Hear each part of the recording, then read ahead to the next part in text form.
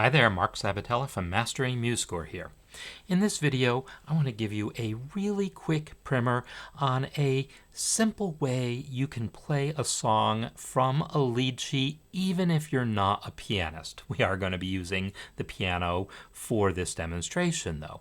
And this is the kind of skill that's really useful in developing your harmonic sense, trying out ideas for chords, and these are the kinds of things we're going to be doing a lot in the harmony and chord progressions course.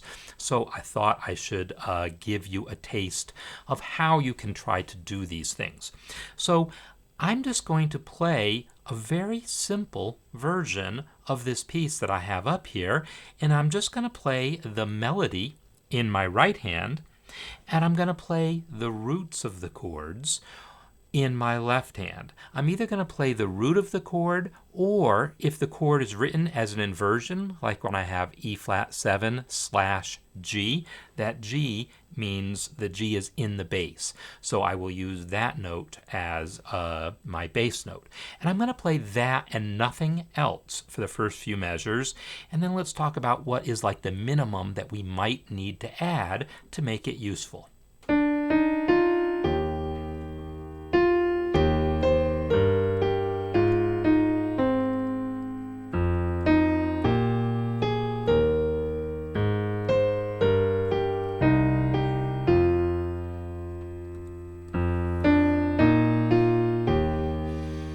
Alright, so you probably recognize the song. Many of us know it as Danny Boy. It's based on an older song, Londonderry Air, so that's the title I've given it here.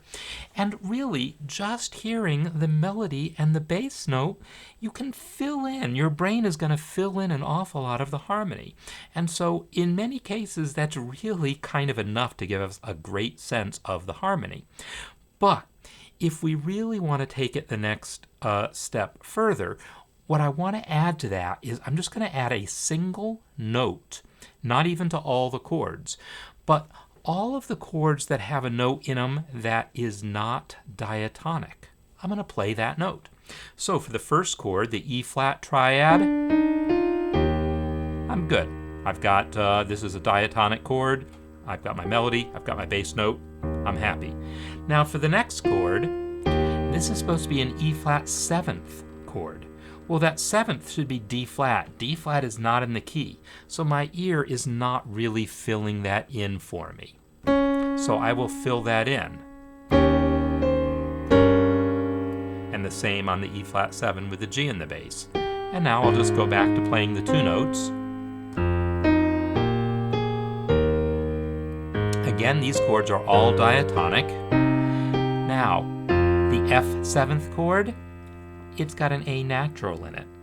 So maybe I want to play that. And then the other thing that I'm going to add is when it changes to F minor, okay, there's no more non-diatonic note. I played the A natural for the F7, but if I don't play anything when it comes to the F minor, I'm not going to hear it change. So my other addition is going to be, if I need to play another note to hear the chord change, I'm going to play it. So even though the F minor is diatonic, I will go ahead and play the A flat. So let me just play what I have there using just that. It's going to be the melody, the bass note, and then a third note added only when needed to either show a non-diatonic chord or to show a change from the previous chord. So here we go.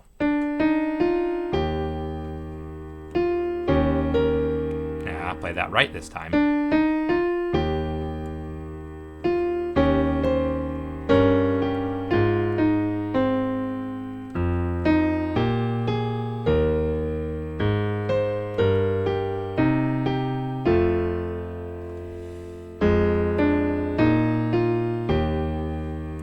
See how simple that is? You only need to play the melody, the bass note, and one additional note sometimes to give you a sense of the harmony if it's not already being implied. And yes, certainly there's a ton more we can learn about chord voicing to play this in a much richer fashion.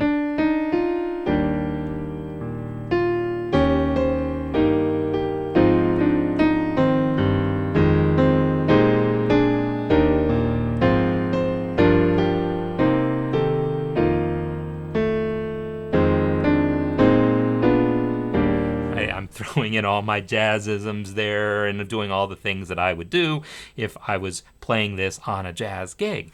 But the point is I didn't need all of that. Just by playing my basic version, I get to evaluate how well my harmonies are working.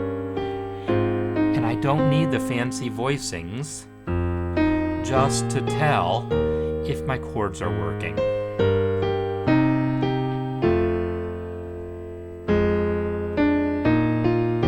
So, if you're not a pianist, I recommend practicing songs this way. Even if you are a pianist, this is still a useful way of practicing songs. And here's my challenge for you that I will put out here. Try to do this in another key. Try to do it without transposing in MuseScore, but see if you can play that same song in the key of A, for instance,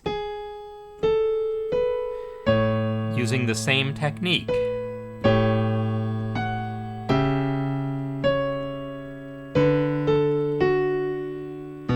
I'm really using my ear a lot here and trying to work out what's going on.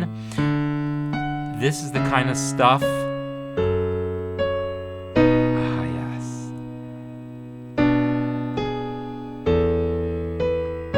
All right, there we go. Working that out by ear, getting the sound of the harmony into your ear, translating into a new key.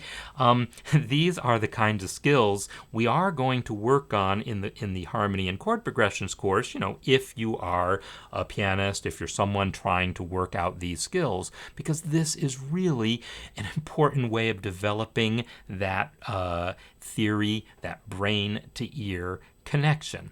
So this is a taste of some things that you'll be able to learn in harmony and chord progressions. You'll be able to learn much more about, but hopefully even without the course, just having this technique of working out the melody and the bass note and the one additional note to kind of fill out the harmony, that's a technique that you can use in your own experimentation.